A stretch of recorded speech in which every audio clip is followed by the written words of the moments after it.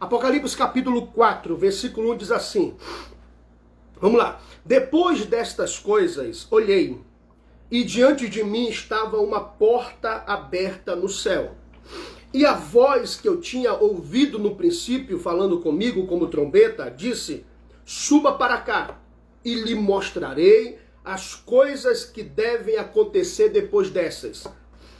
Imediatamente me vi tomado pelo Espírito, e diante de mim estava um trono no céu, e nele estava assentado alguém. Eu vou repetir o versículo de número 2. Imediatamente me vi tomado pelo Espírito, e diante de mim estava um trono no céu, e nele estava assentado alguém.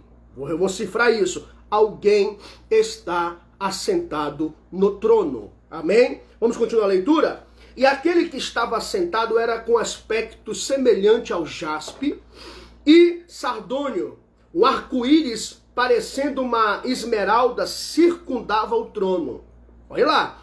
E ao redor do qual estavam outros 24 tronos.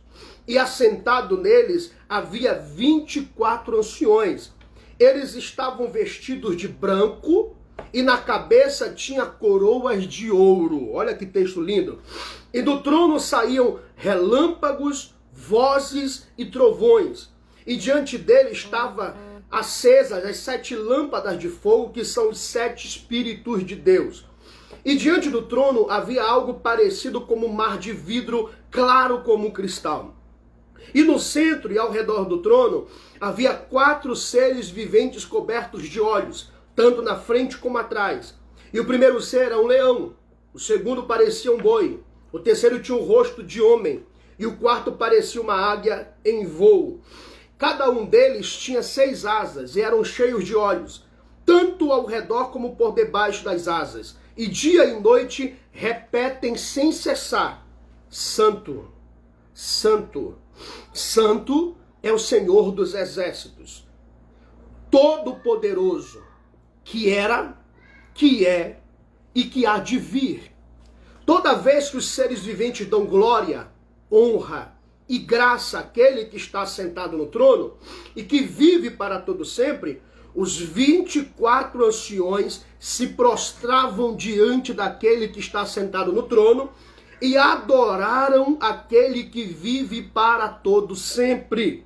E eles lançavam suas coroas diante do trono e diziam: Tu, Senhor, Deus nosso, és digno de receber a glória, a honra, o poder, porque criaste todas as coisas, e por tua vontade elas existem e foram criadas. Amém? Que texto lindo, que texto maravilhoso, aonde João descreve a sua visão nos céus. Gente, vamos lá. Nós estamos diante de um texto que faz uma divisão sobre acontecimentos, ok? Aqui nós temos uma divisão de 2 períodos da história.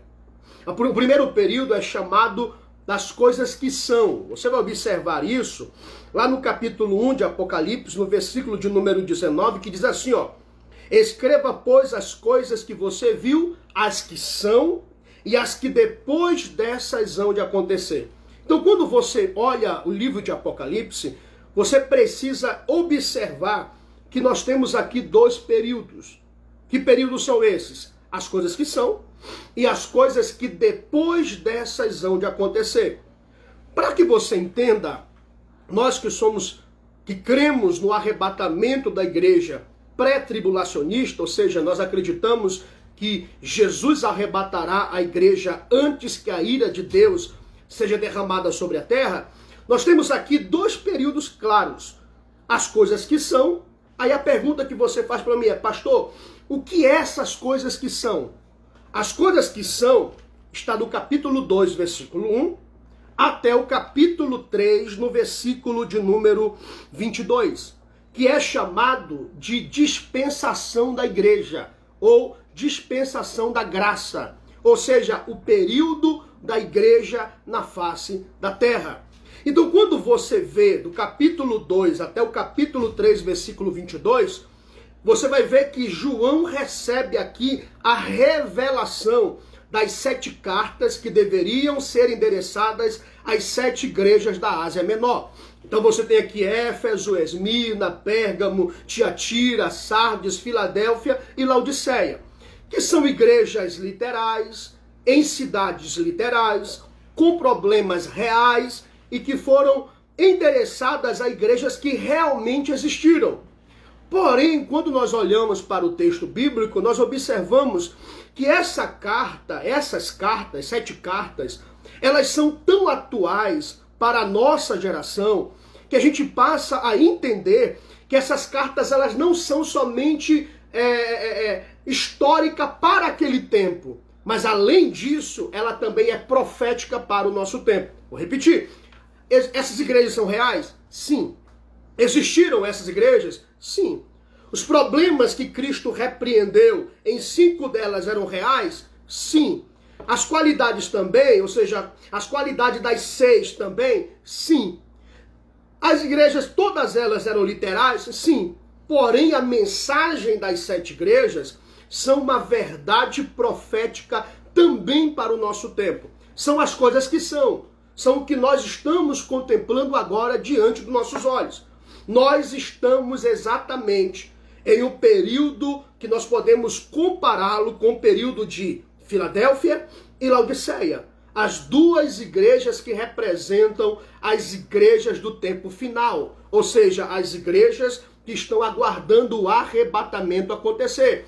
Então, se você me perguntasse, pastor Janderson, em qual período nós estamos? Nós estamos entre a igreja de Filadélfia e a igreja de Laodiceia.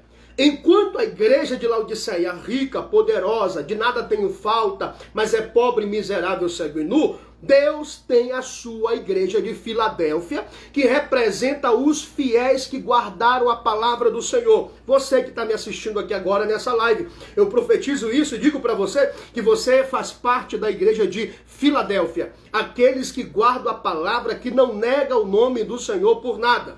Então, nesses 2 períodos que nós vivemos, João recebe aqui as coisas que depois dessas hão de acontecer. E eu quero dizer algo para você. Depois do capítulo 4 de Apocalipse, não é mais endereçada nenhuma carta à igreja nenhuma.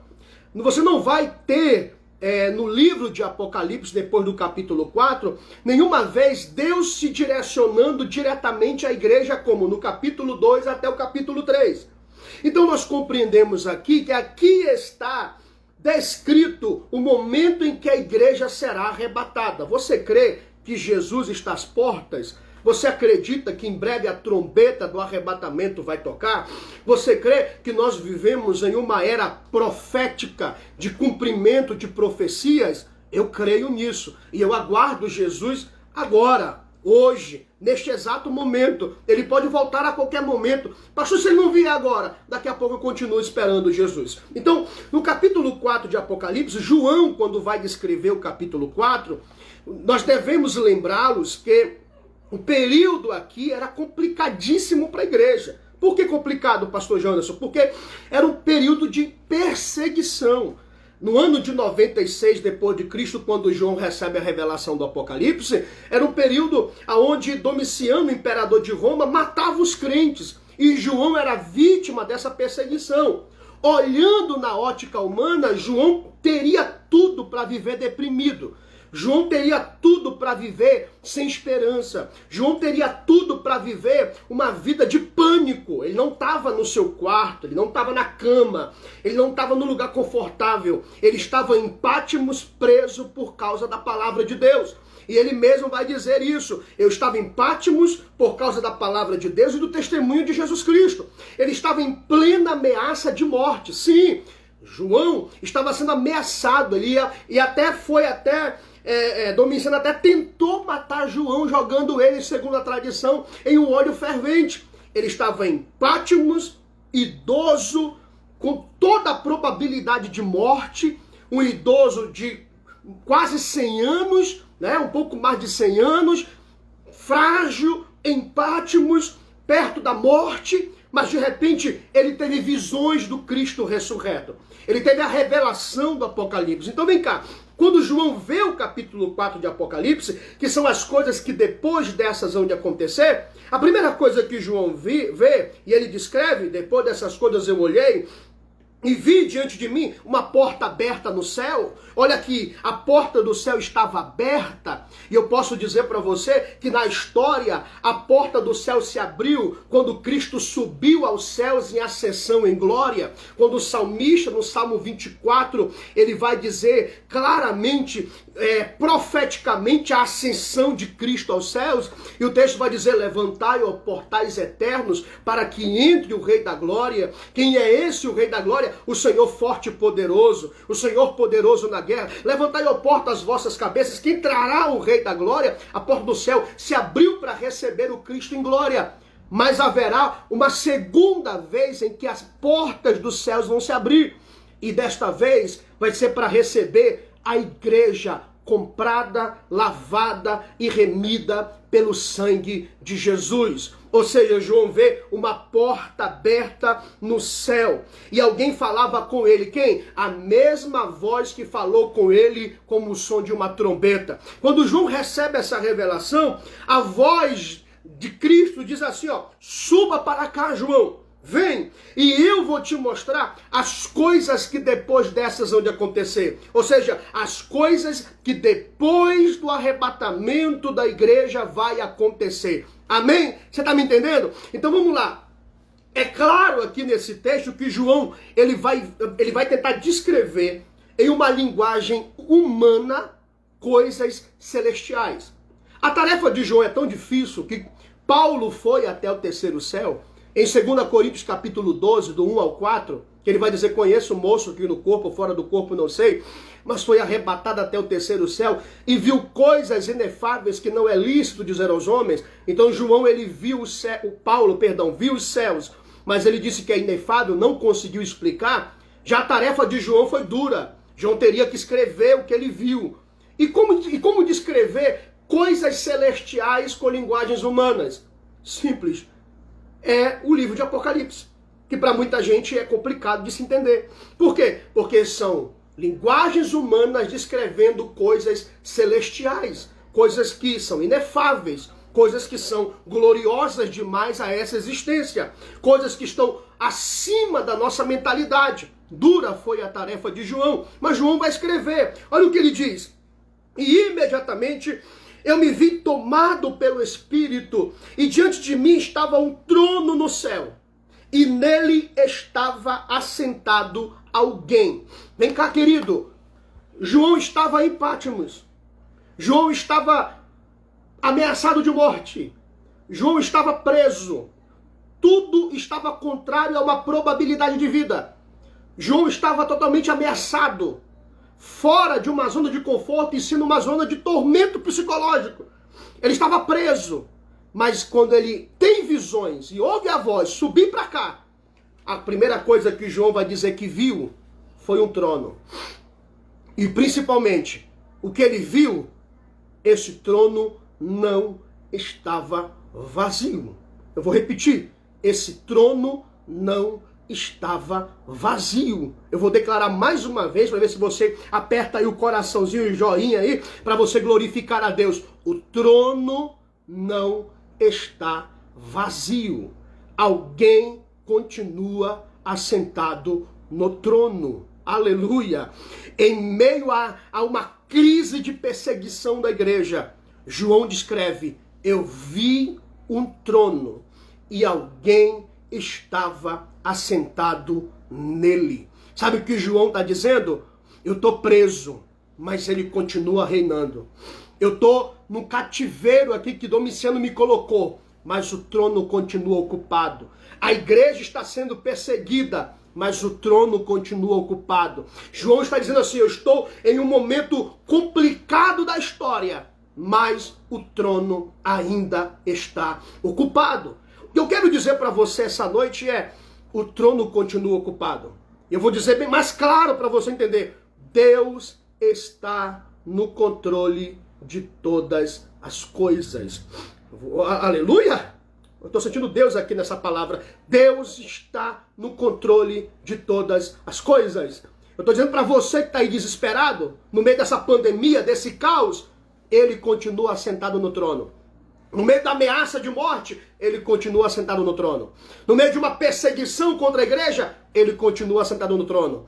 Diante de toda ameaça que nós temos, ele continua sentado no trono. Ele é Deus, ele é Senhor, ele é soberano, ele controla tudo. Tudo o que acontece está debaixo do controle de Deus. Eu estou dizendo isso para você, te acalma, porque o trono ainda está ocupado e nunca esse trono vai deixar de ter o nosso Deus assentado sobre ele. Entra reis, sai reis, entra governo, sai governo, entra presidência, sai presidência, mas pelos séculos dos séculos o trono continua ocupado por aquele que é o Todo-Poderoso.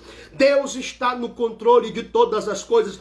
Levanta a cabeça, meu irmão, dá um glória para Jesus, para de viver agoniado, o trono continua ocupado. E João vai descrevendo isso com palavras humanas. E ele vai dizendo assim, ó, e quem estava sentado sobre ele tinha um aspecto de uma esmeralda. Olha que maravilha. Tinha um aspecto semelhante ao jaspe, ao sardônio. João está vendo coisas e ele está dizendo assim, eu vou procurar alguma linguagem para descrever o que eu estou vendo. E ele vai associando com aquilo que ele já tinha visto na terra.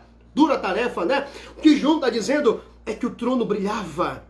É que quem estava sentado no trono brilhava como uma pedra preciosa.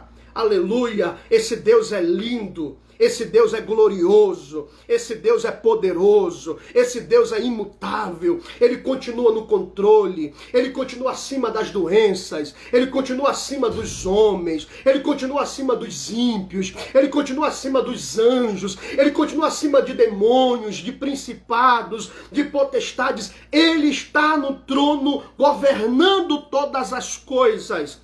Bendito seja o nome do nosso Deus. Aleluia! E ele vai observar que além dele estar sentado no trono, João vê um arco-íris parecendo uma esmeralda que circundava o trono.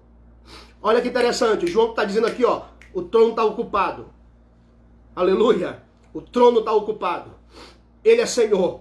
Segundo, há um arco-íris ao redor do trono. Por que você pode perguntar assim, pastor, por que tem um arco-íris ao redor do trono? Em Gênesis capítulo de número 9, versículo 12 ao 13, nos diz que o arco-íris é a aliança que Deus fez com Noé, que Deus nunca mais destruiria a terra pelas águas. A aliança, ela é redonda, sim ou não? Sim, ela é redonda. Todavia, quando nós olhamos aos céus em um tempo de chuva, nós vemos apenas a metade dessa aliança. A outra metade está ao redor do trono de Deus. O que João está dizendo aqui, além desse trono estar ocupado, a aliança que Deus faz, ela é imutável e ela continua de pé. Aleluia! Além do Senhor estar no controle, todas as alianças que Deus faz com a humanidade, Deus continua honrando a sua palavra. Passará os céus e a terra, mas a minha palavra não há de passar. Ele continua no controle, ele continua velando pela sua palavra para cumprir, ele continua cumprindo aquilo que ele falou. Jesus não é político, nosso Deus não é político para prometer e não cumprir. Ele cumpre aquilo que diz, há uma aliança ao redor do trono. Eu quero dizer para você, querido, independente do que aconteça, independente do que você passe, entenda, a aliança de Deus permanece inalterável. Amém? Você está dando glória a Deus aí na sua casa? Aonde você está? A aliança de Deus permanece inalterável. Há um arco-íris ao redor do trono. E ele vai observar, escute bem. E ao redor do trono estavam outros 24 tronos. Eu chamo a sua atenção agora. Ao redor do trono havia 24 tronos. E assentado neles havia 24 anciãos. Eles estavam vestidos de branco e tinham na sua cabeça coroas de ouro. Vem cá. Você observou que agora há pouco eu tinha dito para você que o capítulo 4 é uma divisão das coisas que são e das coisas que depois dessas vão de acontecer? Esses 24 tronos, que está sentado 24 anciões, aqui nós temos a maior representação do arrebatamento da igreja. Por quê? Porque nós temos aqui 24 anciões. E você pode perguntar, pastor, quem são esses? Aqui são aqueles que representam a igreja de Cristo em toda a eternidade. Porque a igreja de Cristo, você pode observar na Bíblia, é formada por judeus e gentios. E nós temos 12 patriarcas e temos também 12 apóstolos. Então você para observar que aqui nós temos a representação da igreja no céu. Pastor, o senhor tem certeza que esses 24 tronos aqui, a igreja, representam os líderes da igreja? Sim. Por quê, pastor? Porque quando você olha a palavra ancião no grego vem da palavra presbíteroi. Essa palavra presbítero literalmente significa ancião. E nunca, vamos lá, vou repetir, nunca na Bíblia, nunca, a palavra ancião é usada para descrever anjos.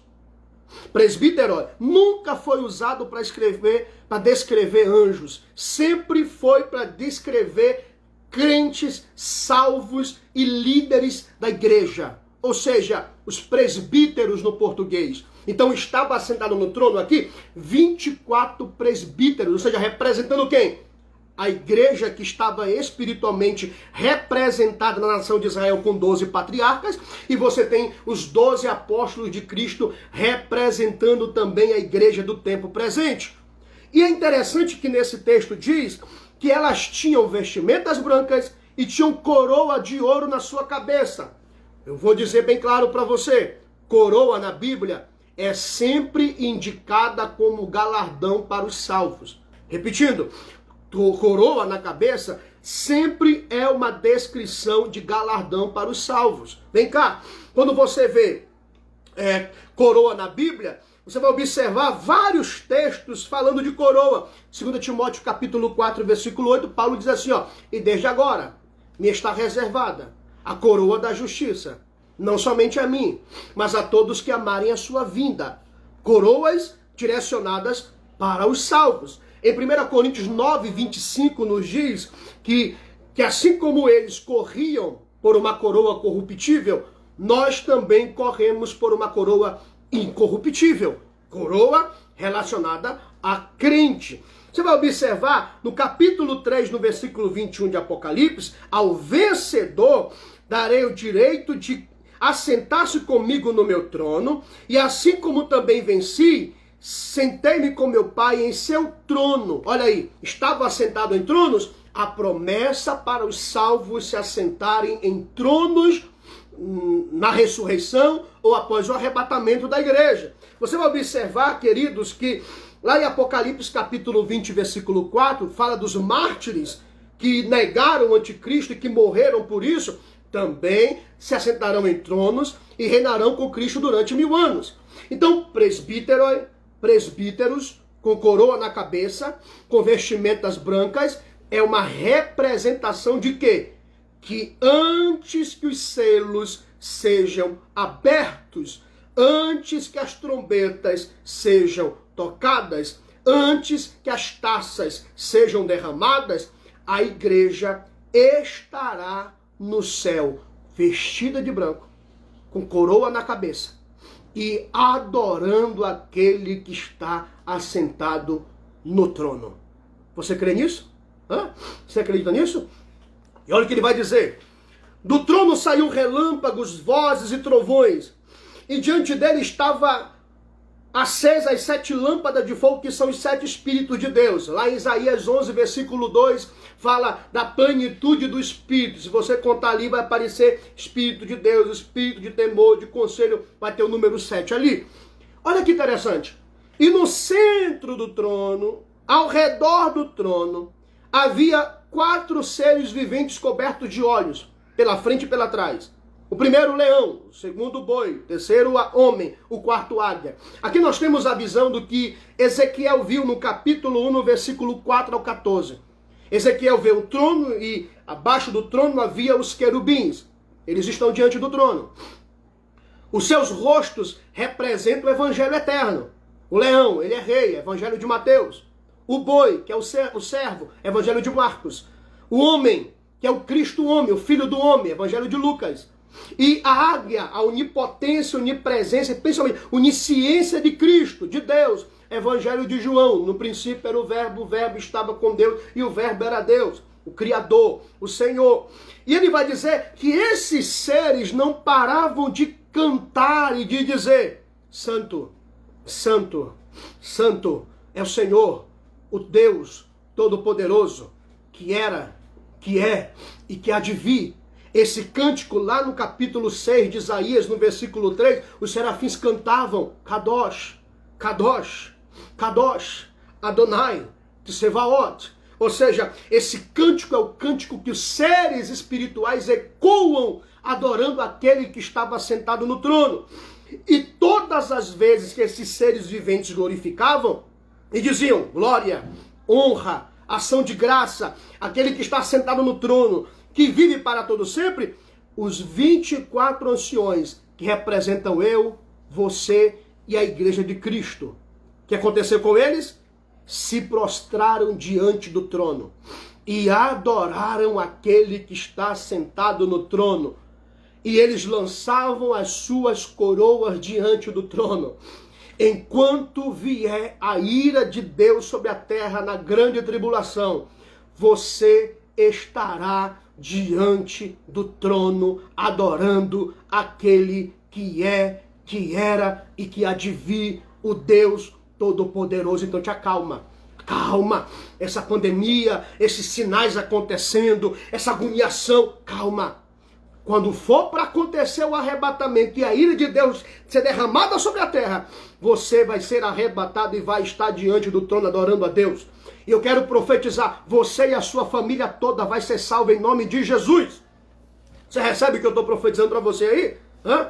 Você recebe essa palavra essa noite? Aí ele vai dizendo assim, ó: olha o que nós vamos cantar no céu. Tu, Senhor, Deus nosso, és digno de receber a glória, a honra, o poder, porque criaste todas as coisas e por tua vontade elas existem e foram criadas. Aleluia! Nós estaremos adorando o Senhor na glória. Essa ira que vai vir sobre a terra, isso aqui que nós estamos vendo agora, são apenas princípio das dores. Tá? Não é nem nada ainda da ira da grande tribulação. Não. Nós estamos vendo aí o princípio das dores. Quando for para desencadear a ira, nós estaremos no céu cantando e adorando o nome do Senhor. Para mim concluir essa palavra e orar por você. No capítulo 5 de Apocalipse, no versículo de número 11, nos diz que o número desses anciões não são somente os 12. Tá?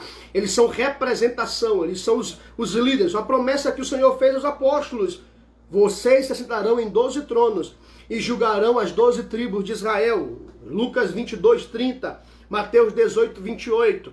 Só que o número é maior. Olha o que diz aqui no capítulo 5 de Apocalipse e o versículo de número 11. Olha o que diz: e olhei, e ouvi a voz de muitos anjos ao redor do trono, e dos animais, e dos anciões, e era o número deles, milhões de milhões e milhares de milhares.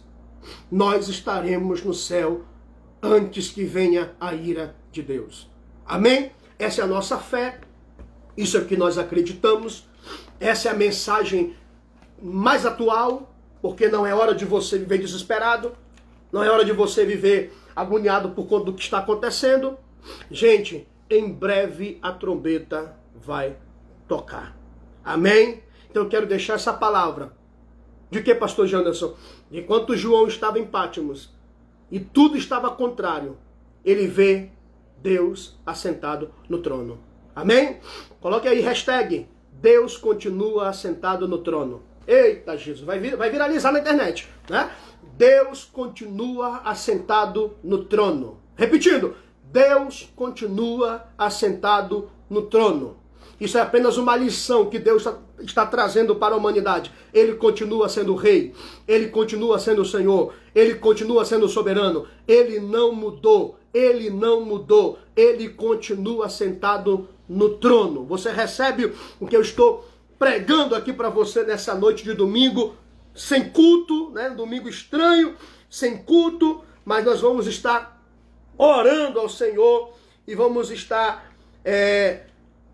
intercedendo pelas famílias, intercedendo pela sua vida. Acalme o seu coração, porque Ele continua assentado no trono. Amém?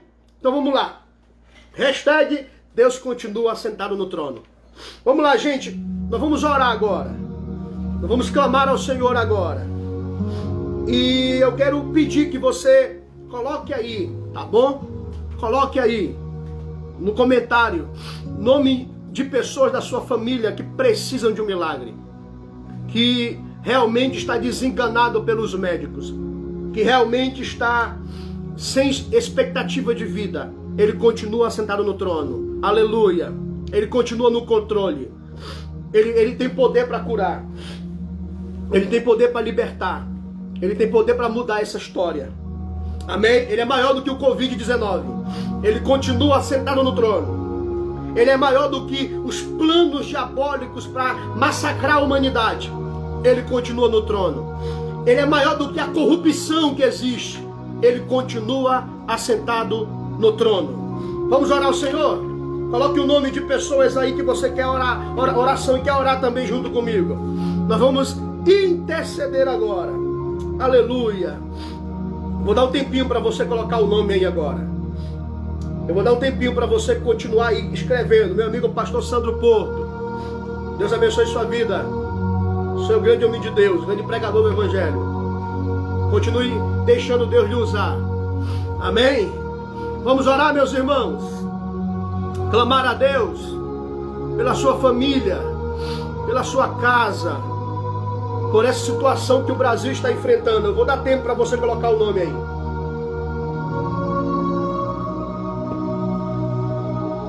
Quase uma hora de live. Vamos lá. Isso. Vamos orar ao Senhor? Vamos orar, Pai.